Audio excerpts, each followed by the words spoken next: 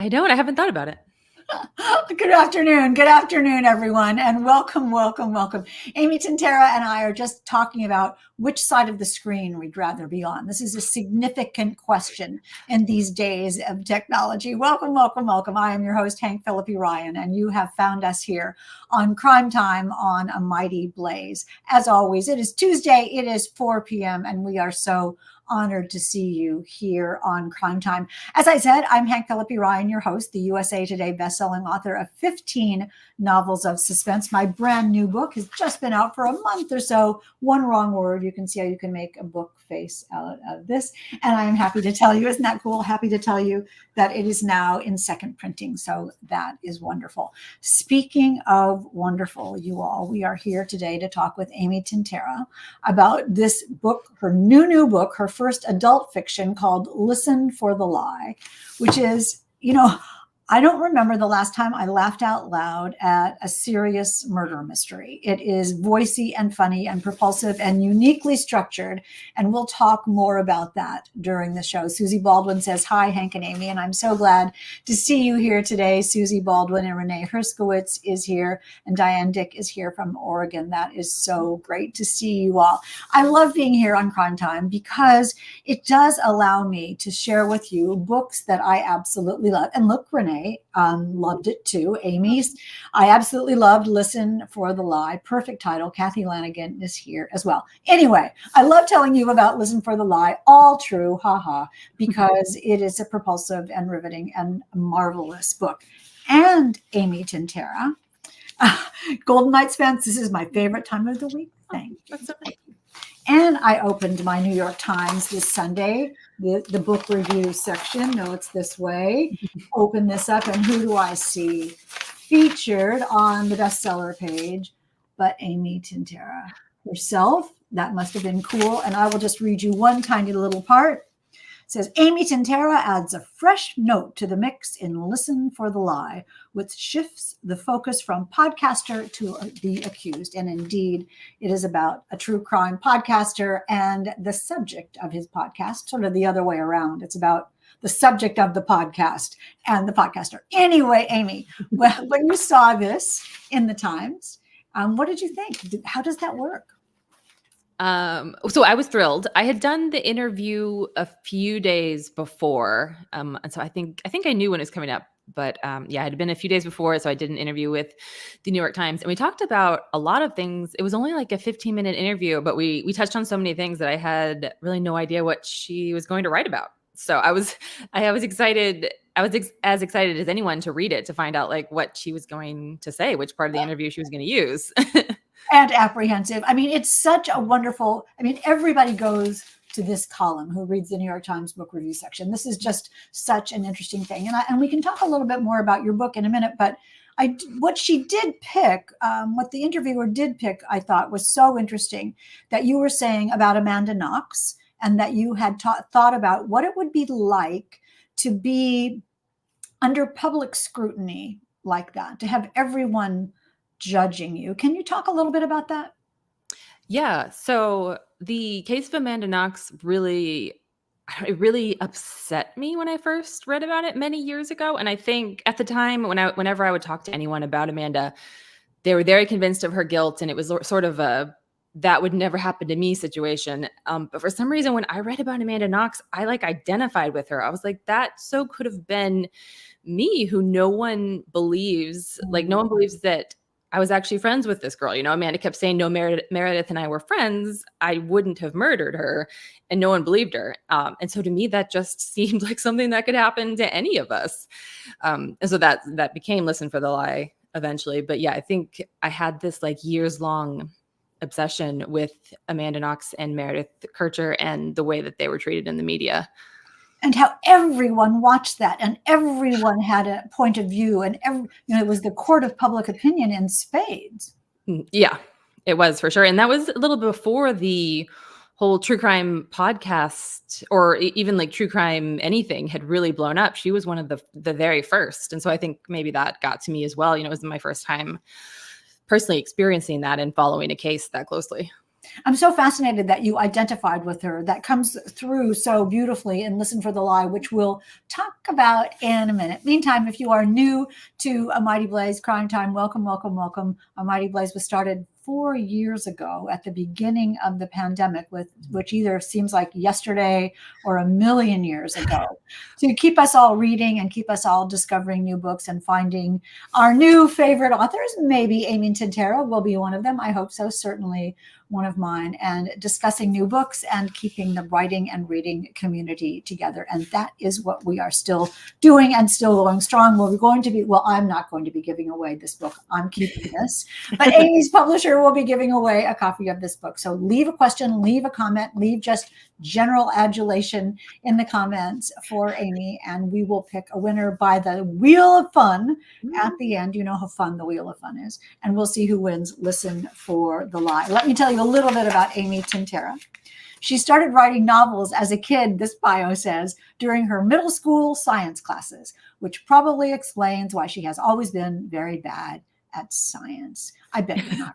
She is now the New York Times bestselling author of several novels for young adults, and her novels have been translated into 16 languages and sold into more than 20 territories. She has a BA in journalism from Texas A&M and a master's degree in media arts and screenwriting from Emerson College, which is like so close to me. I can't believe you were here in Boston and I didn't know you. Our paths didn't cross. Not till today. She has worked as a talent agency assistant in Hollywood before becoming an author.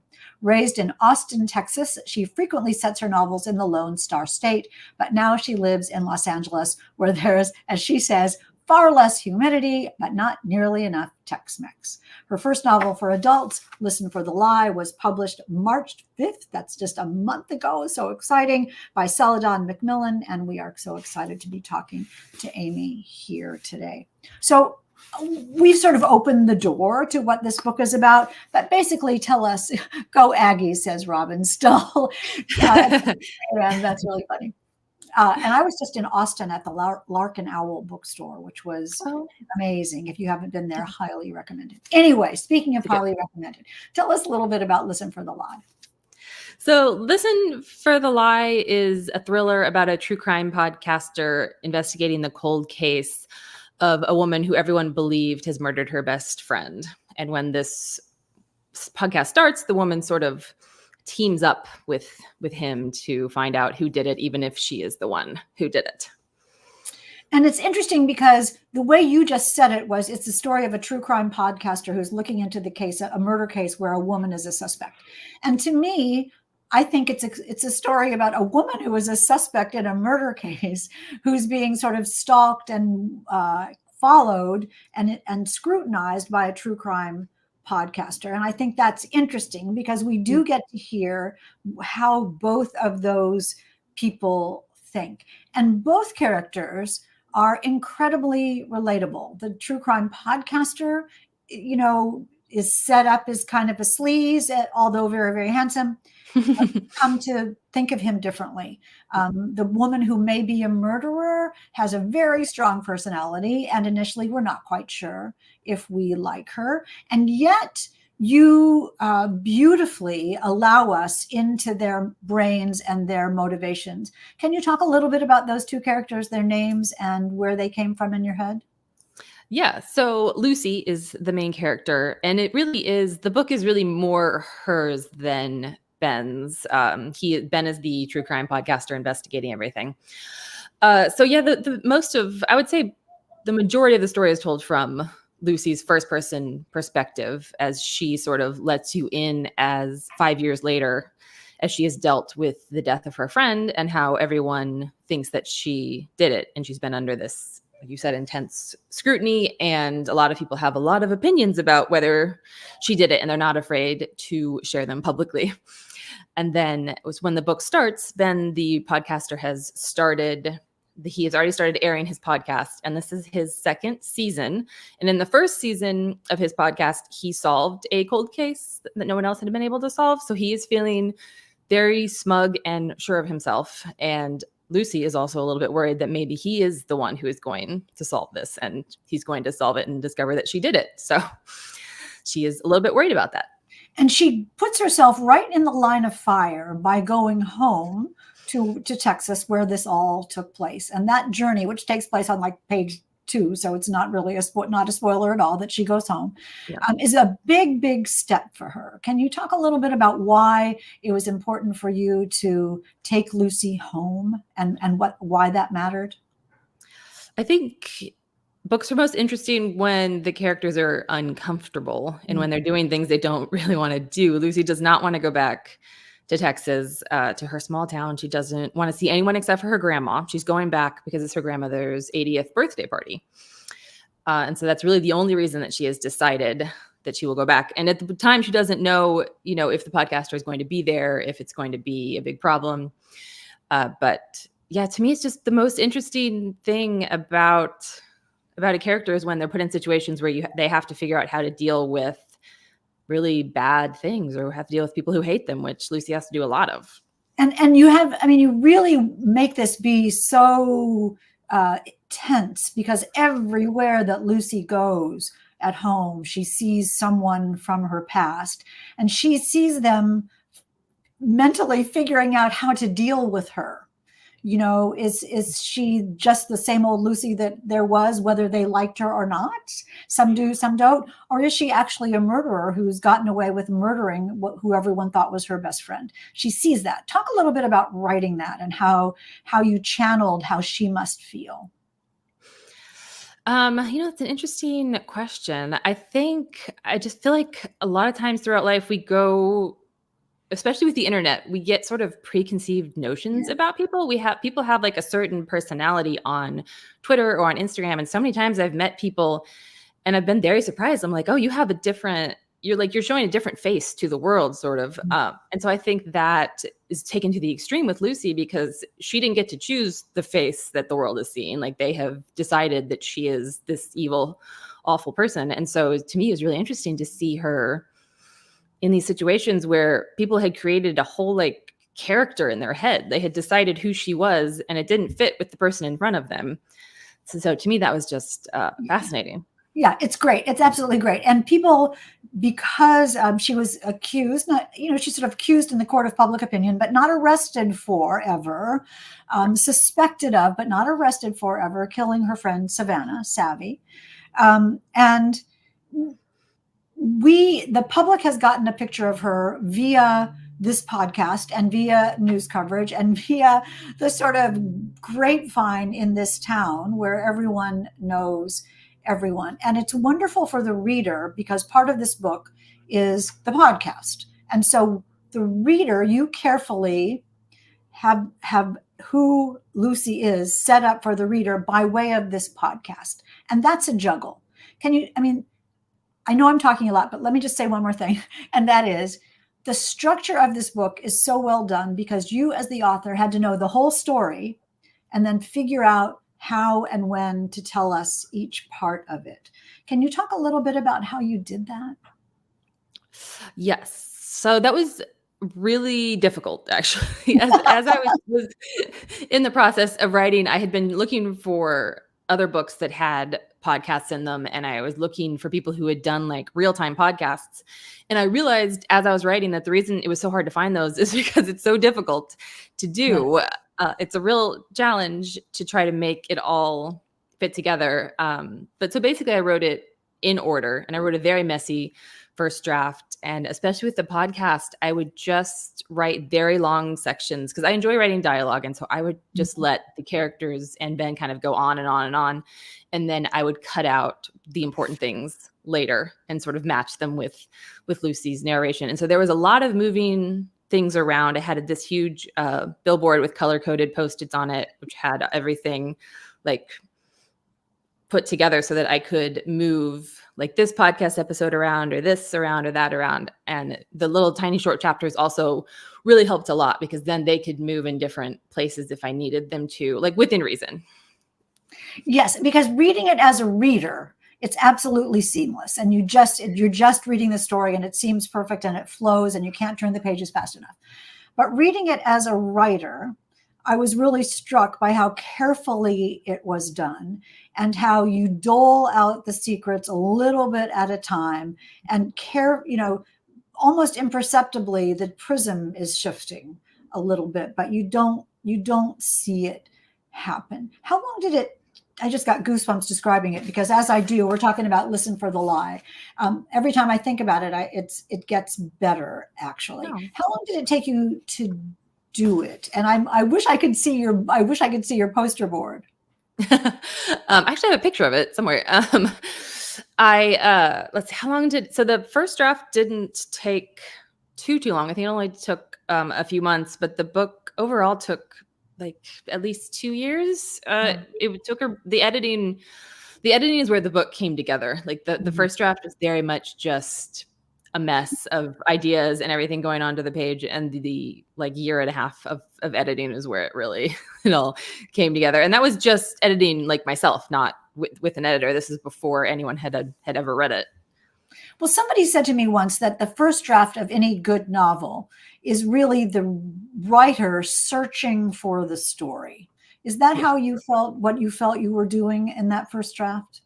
Oh yeah, that was definitely it. And it was the first draft was very different too. It had a lot of had a lot of different plot elements, a lot of different characters, like me trying to figure out what was going on. Yeah, it was very much just a discovery draft. The discovery draft. I love that. That's a perfect way. That's a perfect way of saying it.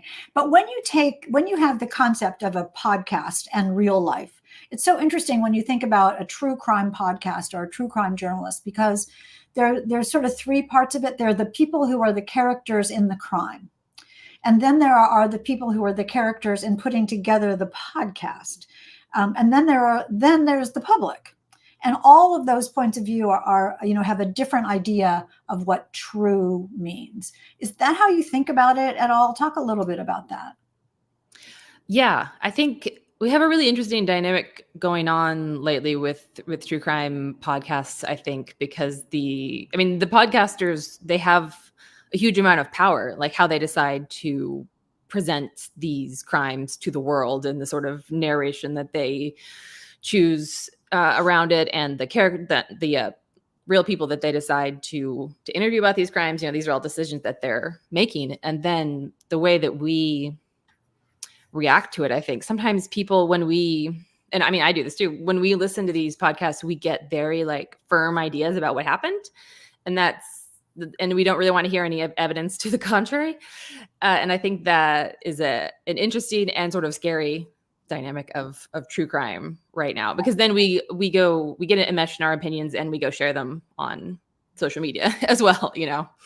And we get in these silos of opinion, and we have this sort of confirmation bias that when we hear something that applies to the way we think it worked, we say, see, that proves it. And everything else we just ignore.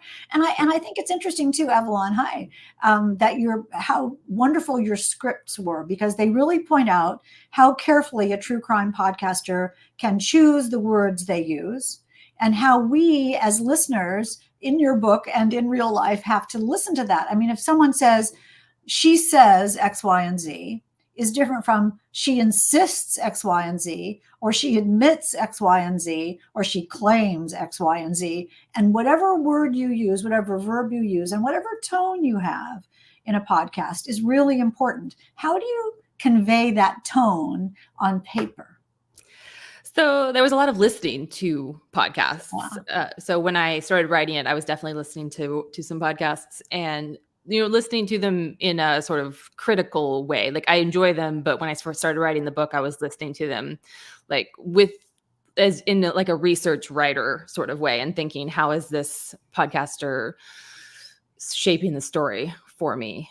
So it was sort of the same way that I would write anything. When I want to get the right voice or tone in my head, I read a book from from an author who who has like a similar sort of vibe. And so it was the same thing. I wanted to get the right tone and the right voice for a podcast, so I listened to the podcasts in the morning before I'd start writing. I mean, it's the podcast scripts, you can hear them when you read them. You really can.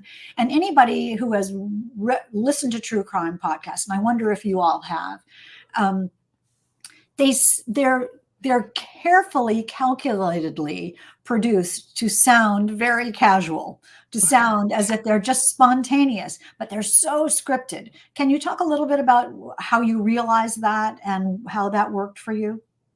Yeah, I think I did. I think that is something that I sort of realized as I was writing, as I got into Ben's head, because I was like, how has Ben fleshed out this season? How has he like structured the episodes? Has he thought about an ending? And so just from like his career standpoint and his, I mean, podcasting is sort of an art as well. So like, how is he doing this? How is he bringing it all together? And I think maybe when I started, I hadn't thought about how it's not all spontaneous. He's not just getting down at the mic and being like, "So I interviewed some people. Listen to this." So yeah, I think I learned a lot about podcasting just Yeah. through creating this character. Well, they make it sound like it is. They make it sound like, oh, look, I'm just bringing you in on this discovery, when really they spend hours organizing and editing. I mean, you know, you have a degree in journalism. You know how a news story works. But in a podcast, supposedly, the podcaster doesn't know the ending. The podcaster, just like you in writing the story, the podcaster is in search of the story. And the tightrope for a podcaster like this, a true crime podcaster, is that what if the ending isn't good? What if it's not a cool ending? What if it doesn't pay off? That's a tightrope for them, which then you had to walk too. Yeah, I did. And I think that was one of those things that I didn't know. So I knew the ending of my book when I first started writing. Like I knew, I sort of structured the whole book around why is Savvy dead? And then I sort of created everything around that. But I definitely, in terms of like whether Ben knew the ending of the podcast, that is something that came like while I was writing it. And I think just because I needed to discover his character still. And so what sort of preconceived ideas Ben would have about Lucy and the crime and all that sort of had to come as I was writing. But it must have been fun some days, was it?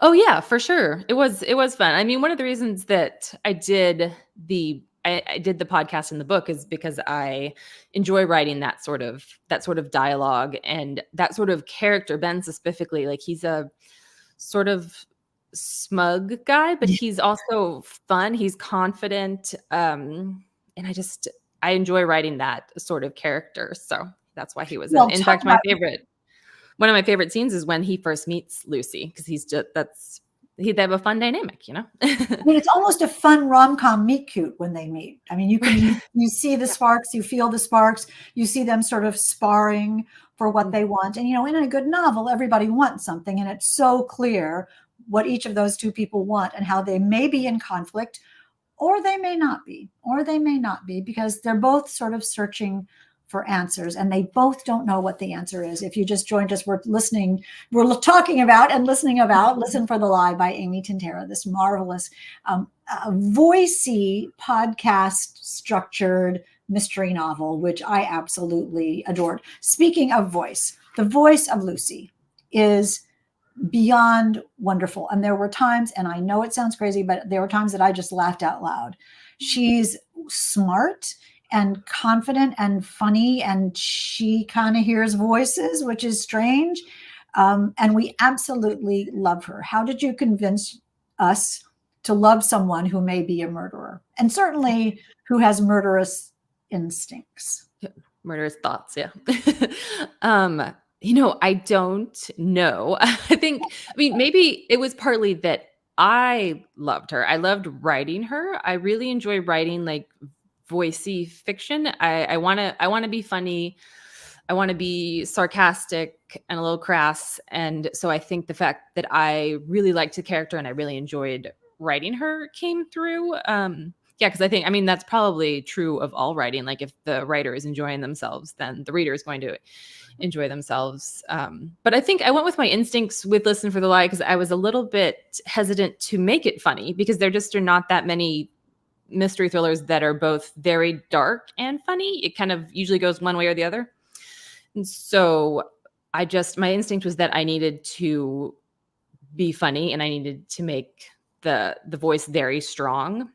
Yes. So I think a couple of things about that. I mean, her humor is about the darkness.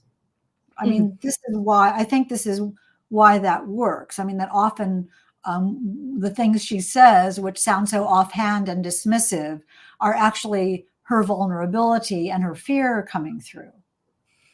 That's true. And I think I was very influenced by the TV show Fleabag. I Mhm. loved that show, and I had just watched it before writing the book. And I think you forget that Fleabag is so sad. Like her friend has died in a very terrible way. But Fleabag is so funny, and so I think when I stepped back, I was like, that really works. Just making it so sad, but also funny because you need that relief sometimes. I mean, as humans, we're always making jokes in like inappropriate times to relieve the tension. It's what we do. Exactly. As Dawn is saying, loved Listen for the Lie, says Dawn Artist, one of my Oh. favorite books this year. Lucy and her grandmother. I'm glad, Dawn, you brought up the grandmother because it's on my list for next. I love the grandmother. And where did she come from in your mind, or is she wholly fictional? She is not wholly fictional. She was lightly inspired by my own grandmother, who was a very loud, opinionated woman and not really like a background character. That was what I wanted to do with the grandma and Listen for the Lie. I wanted her to be a fully fleshed out 80-year-old woman who had her own things going on. She's a mom and a grandma, but she has a social life. She has a tiny pink house. She has a sense of humor, and that was important. It was important to me to portray this women of all ages in this book, except I mean, not very young, but there's But several generations they're of them. strong women of all ages, whatever Right. their strength happens to be. Is that something that you consciously think of, strong women? It's so prevalent in this book.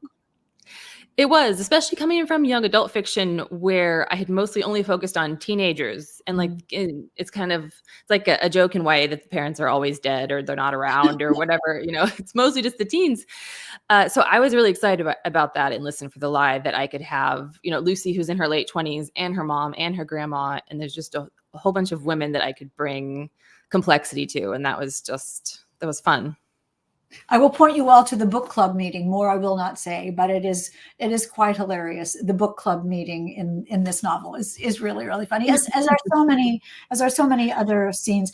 And speaking of the book club meeting, I mean, the setting, Amy, is so great. Talk a little bit about where this takes place and why it could sort of only be there. So it's set in the fictional town of Plumpton, Texas. So I made up this small town in Texas because I wanted to sort of create my own place. Because I grew up in Texas in Austin, and I grew up on sort of the outskirts of Austin near a little small community. Um, so that to me was just the most fun, I think, is to create your own small town sort of based on all these other small towns that you have seen. And I mentioned Stars Hollow in the book, which is the small town from Gilmore Girls. So I wanted to sort of make a Texas version of Stars Hollow because I loved Gilmore Girls and that whole like small town vibe where everyone knows each other, and they're all gossiping about each other. And they've all known each other for their whole lives, essentially. So Right. they've seen how people evolved and who was successful and who wasn't successful and who used to go out with who and how that all worked and what marriages worked and what marriages failed and what businesses worked and what businesses failed. All that is so part of the structure of it. We're running out of time, but quickly, one of the why did you decide to pick a mystery as your first adult novel? Was it because of Amanda Knox and what really happened? Was it because of your love of true crime? I think it was actually more about the books that I had really connected with. Ah, I had loved Gone Girl. At the time that Gone Girl came out, I was still reading mostly young adult fiction. And that one really brought me over to more adult fiction. And so there was Gone Girl and there was Girl on the Train. And those were like they're the two thrillers that everyone loves, but I loved them too. And they brought me into the adult thriller space. And so I think that the best books like come from authors who really love the genre. So for me, it was just because it's like these are the books that I like the most, yeah, this genre. I agree with you. I agree with you. Speaking of which, though, as we were talking about, this is structured as a podcast and as narrative. Have you heard the audio version? It must be so meta and cool. The audio is really amazing. It was so exciting because Macmillan Audio was just so excited and happy to do the book because I had conceived it as audio from the very beginning. I love audiobooks. I am really excited by the potential of audiobooks. And part of the reason that I thought about doing a podcast was because I thought that'll sound really great in audio. Yeah. And it really does. They got two amazing narrators who a lot of people think that the audiobook is a full cast, but it's just the two of them. The two of them are just so good that it sounds like a full cast. When you first heard it, what did you think?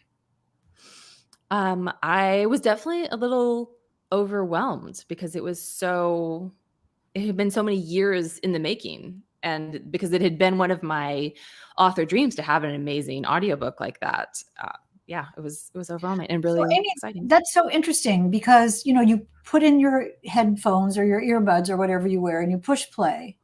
And then here are these really amazing people being your story. Do you remember that moment and where you were? I was just at home, but I would say it's a really strange feeling to hear someone else like sort of interpreting your words. It's really interesting to hear how they will sometimes say it in a different way than it was in my head. And that's a really fascinating experience. But it's also, I think it's one of the reasons why I love audiobooks too, because I just love someone else interpreting the story. It's like a whole new, it almost feels like a whole new book when someone else does it, Exactly so. Or sometimes you hear things that you think, oh, that's what I meant. I Right. Yeah. didn't know that when I wrote it that way. And it's also scary because you do realize that your words are in someone else's, I want to say hands, but that doesn't really work. But they're coming out a certain way and that people will hear it that way. I mean, I wrote a book not about podcasting, but about a person who was writing a true crime narrative nonfiction. And she comes to the conclusion that it's impossible for someone to write a true crime narrative because it's impossible to know the truth. And she realizes that all her book has to be is true enough. It's just true enough to feel true. Do you think about that when you hear podcasts and when you were writing Listen for the Lie? Yeah. Because something they say a lot in the book is that the truth doesn't matter. Mm-hmm. And and of course, I think the truth does matter, but it's true that the podcasters are sort of presenting a version of the truth to us, and you have to decide if you're comfortable with that. And if you're the person who's the suspect and someone presents a version of the truth that's true enough to feel true, then you're in trouble. Then you're in trouble. And that's the perfect situation that you set up in Listen for the Lie. Listen for the Lie by Amy Tintera. We are ready to take your questions, you all. Who has a question for Amy about this absolutely marvelous book? Are you writing another adult? This is a standalone. Catherine is asking, are you writing another adult novel? Is this a standalone? So it is a standalone, and I was actually really surprised by how many people thought it might have a sequel. So I had not thought of a sequel. So it is a standalone, but I am definitely writing another adult like mystery thriller, and I'm sort of doing the same dark comedy vibes, because I can't write without being funny, and I'm very thrilled that people enjoyed the humor and all of the dark undertones. So I'm going to do that again.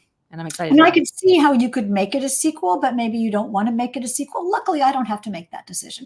Who else has a Kim? Is the book a reflection of what you think of true crime podcasts, or just to highlight that there is always more info out there? What a great question. I think I still really enjoy true crime podcasts, and so I feel, without getting too spoilery, I have conflicted feelings about true crime podcasts. I think on the one hand, they sometimes can bring attention to a case that didn't get thoroughly investigated, or that everyone has forgotten about, or that the police didn't have the resources or the interest in. And I think that's really amazing. I think some true crime podcasters they've really done some great things. But then on the other hand, I have the voice in my head saying these are real people and maybe their lives are being ruined. Maybe they don't want this attention. So basically I have conflicted conflicted feelings, but I would say I don't like hate true crime podcasts or anything, or love them. I feel I'm in the middle, you know.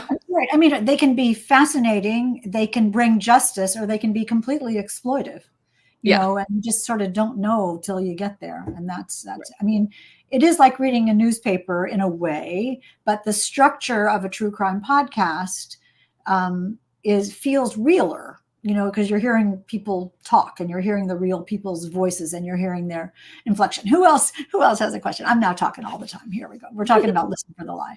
Do you Pinterest, says Deborah, to select the setting and the characters? I actually have not been I used to do Pinterest more. I remember I used to have like some character and setting inspiration on Pinterest, and I don't think I used it for this one. In fact, one of the reasons I choose Texas so much as my setting is because I find writing setting really difficult. And so using Texas like lets me use like what I already know since I grew up there. So, and I think I can make it feel more real because I know Texas. I mean, it's interesting. I was interviewing Michael Carita, Scott Carson, the other day, and he's fantastic, wonderful book called Lost Man's Lane. And he writes in the setting where he is familiar. And he was saying that when you do that, the space in your imagination that would have been taken up with thinking of setting is open for you to be more innovative about other parts of the story. Oh, nice. So that's sort of what you're saying too. I like that. That's good. Yeah, I do too. It's very reassuring. My books take place in Boston. Who else has a question? We have two more questions. Was Listen for the Lie, I love this, Sylvia, was Listen for the Lie always the title? No, it had many titles. And so I have to give my first editor on this book credit, because he is the one who came up with the title Listen for the Lie. Like he totally came up with it himself. It was called a lot of different things. I remember one thing I called it was Filthy Little Liar, which was always sort of a placeholder title because I knew it sounded too much like Pretty Little Liars, but I couldn't think of anything else. So I think it went on submission to publishers as Filthy Little Liar, or maybe even something else. Yeah, but I'm usually okay at titles, but this one I could not figure it out. So thank goodness for my editor. Thank goodness. It was a perfect title. And while we're talking about the title, let's just show this cover again. This cover is full of blurbs from Stephen King and Alex Michaelides and Courtney Summers and Alice Feeney and Leanne Moriarty and Chandler Baker. Stephen King. Let me just say that again. I've never seen a book with so many blurbs on the cover. What did you think when you saw this? I haven't either. And what's funny is that the first time they sent me the cover, my publisher sent me the cover, it didn't have any blurbs on it. Oh. But we already had all these blurbs. And so I said, are you going to put one of those on there? And so they went back and they came back with how many is it? 5? They came up with 5 blurbs on there. And so I was like, I didn't mean all of them, but if you want to put all of them on there, that's great. So I think they were coming around to the blurbs. They had just not quite gotten to them when they first. Well, it's irresistible. You all look at this cover with the wire of the speaker or the wire of the microphone or the wire of the headphones, and then every wonderful blurb that anybody could possibly. So let me ask you, and then one more question, then we'll go. So you get this blurb from Stephen King, who is the king of us all and the best storyteller ever. How did that happen? Did you just open your email and there it was? So my editor had told me she was going to ask him to read the book. And when she told me, I was very skeptical. I was like, sure, ask Stephen King. Like that's never going to happen. And then it was a couple months later, she sent me the blurb, and I was shocked and very excited, obviously. Just so you know, it says a page turner from the first sentence to the very last. In addition to being a world-class whodunit full of carefully doled out twists, Lucy is a terrific character, feisty, funny, and as it turns out, brave as hell. It's great fun. Readers will rip through this one. And there you have it, Amy Tintera. Congratulations. That must have been quite the moment. And congratulations. Mighty Blaze is saying, sure, ask Stephen King. That's Margaret in the background laughing and laughing. We've been talking about Listen for the Lie by Amy Tintera. And you know what to do. Run, run, run, and get this book wherever you buy books. But one of you will not have to do that because one of you is about to win Listen for the Lie by Amy Tintera. And we are going to spin the wheel of fun right now to see what lucky person will take this lovely little book home. And the winner is, we shall see in a moment, Sylvia Chipko Bonanni, who asked whether this was the original title. Sylvia, congratulations. You will get some instructions about how to email me, and we'll email Amy's publisher, and then we'll get you the book. And thank you so much. It's lovely that you came, and it's lovely that you won. Before you go, before I say goodbye to Amy, let me just really, really quickly show you. Next week, we're double booked, and we love that, double booked. This is the only place it's good to be double booked, is Crime Time.